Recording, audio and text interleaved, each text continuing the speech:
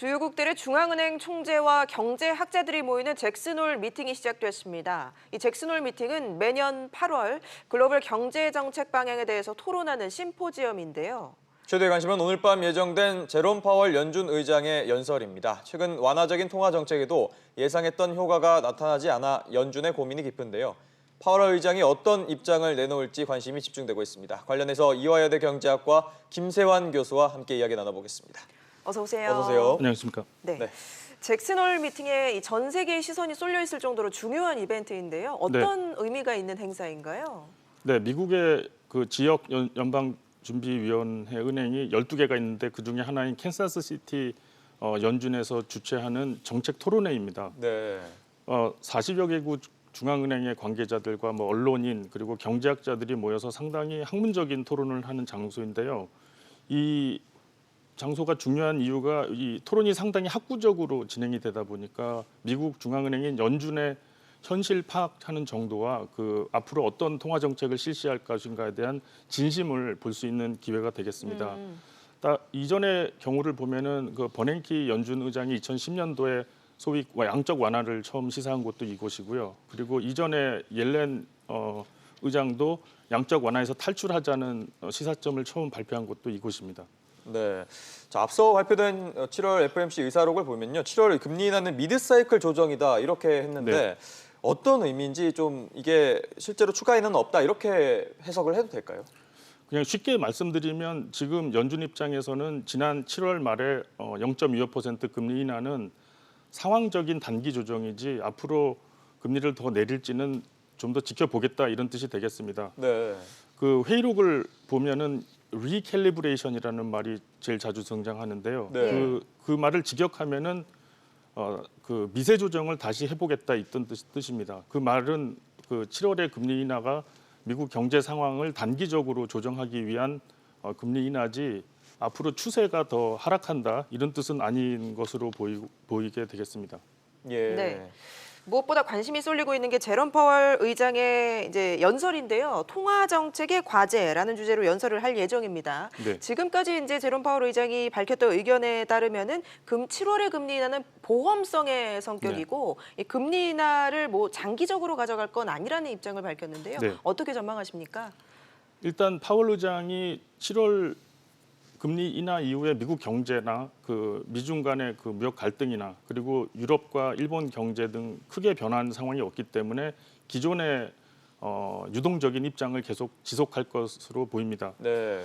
그 제일 중요한 게 일단 파월 의장이 금리 인상을 하지 않겠다는 그런 신호를 보낼 거는 거의 확실하기 때문에 그 경제랑 그 주식시장에는 상당히 호황을 일으킬 수 있는 그런 발언을 할 것으로 보고 있습니다. 예. 백악관 안팎에서는 금리 압박이 굉장히 거센 분위기인데요. 이 네. 독립성을 강조하며 흔들리지 않았던 파월 의장이 조금씩 흔들리는 모습도 보일 수도 네. 있는데 이게 소신대로 과연 그 금리 정책을 이어갈지 관심인데 어떻게 보십니까?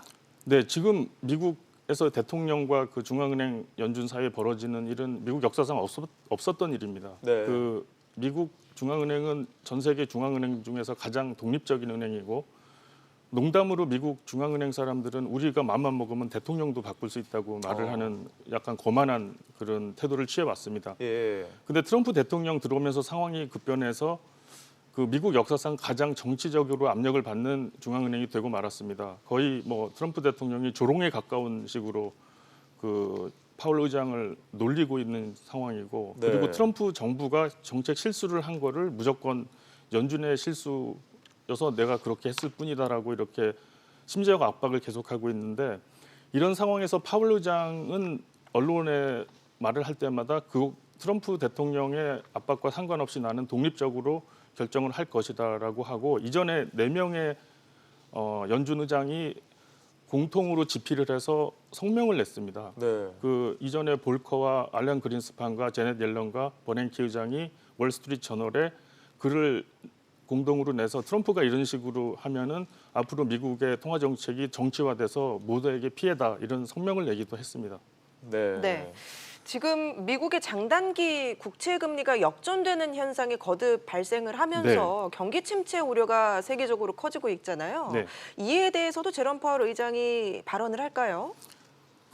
지금 말씀하신 장단기 금리 역전 현상이 워낙 드문 현상이고 역사적으로 장단기 금리 역전이 오면은 꼭 불경기가 왔기 때문에 파월 의장이 언급은 하고 지나갈 것으로 보입니다. 네. 하지만 지금 경제 상황을 냉철히 보면은 이전에 40년 동안 5번의 장단기 금리 차가 왔을 때 사람들이 그런 이유가 미래가 너무 불안하니까 10년짜리 채권을 너무 많이 삽니다. 10년 네. 후가 2년 후보다 더 불안한 것이죠. 그래서 채권 가격이 급등하고 그 채권의 이자율이 단기 금리보다 더 낮아지는 이런 희한한 현상이 벌어지는 것인데 이번에는 이전과 다른 점이 미국의 소비와 투자가 상당히 건실합니다. 네. 이전에는 불경기가 오는 그 장단기 금리 차가 났을 때 투자가 특히 많이 감소를 했는데 최근 미국 투자는 상당히 건실합니다. 네. 그래서 그 언급을 할 것 같지만 그것이 반드시 불경기로 이어진다고 발언을 할 것 같지는 않습니다.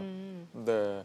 자, 파월 연준 의장 입장에서는 좀 고민이 깊을 수밖에 없을 것 같은데요. 금리를 내렸지만 효과는 그닥 그렇게 크지 않은 상황에서 네. 자, 문제는 금리를 내린다고 경기가 살아날지가 아마 관심사인데 이 원하는 효과를 좀 얻을 수 있을까요?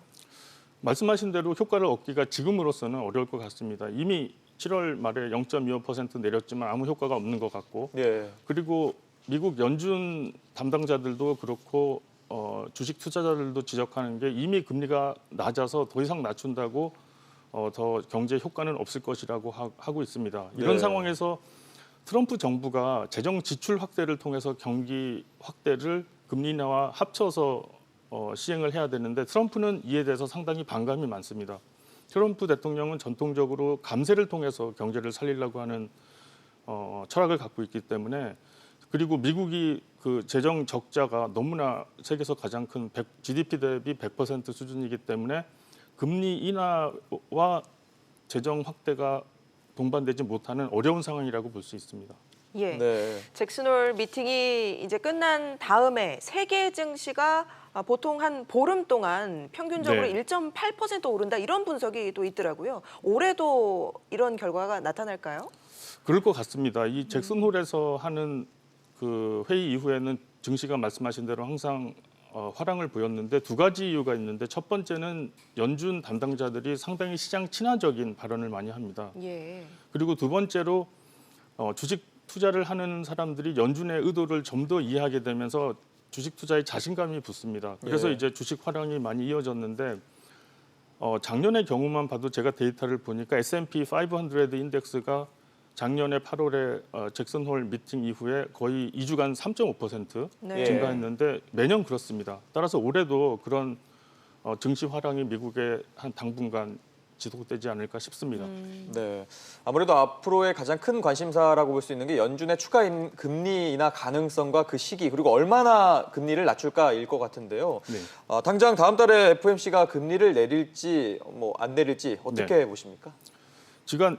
제가 보기에는 일단 시장의 예측은 연준이 올해 말까지 12월까지 두 차례에 각각 0.25%를 내린다는 게 거의 동의하는 것 같습니다. 그렇다면 올해 말까지 지금 2.25% 수준인 미국 기준금리가 1.75%로 낮아지게 되겠습니다.